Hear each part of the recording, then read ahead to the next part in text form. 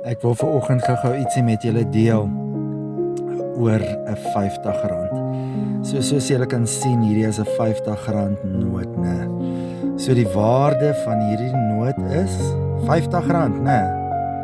Nou as ek dit nou doen en ek trap self op, hy's nou heeltemal opgevrommel. Wat is die waarde van hierdie noot nou? Is dit nog steeds R50? Maar hy is dan nou opgevrommel en ek is seker hy is nie meer R50 werd nie. Maar natuurlik is hy nog R50 werd. Ek wil vanoggend vir jou vra, hoekom voel jy is nie die moeite werd nie? Hoekom voel jy miskien vandag jy is nie goed genoeg nie? Ek wil in hierdie dag vir jou sê dat jou waarde word deur God alleen bepaal. Dit word nie bepaal deur jou man, jou vrou, 'n onderwyser, deur niemand nie.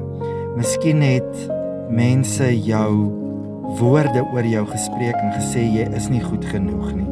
Ek wil in hierdie dag vir jou bemoedig en ek wil vir jou sê, jy is goed genoeg. Jy is kosbaar en waardevol vir hom. Moenie dat die vyand vir jou lieg en sê jy is nie goed genoeg nie.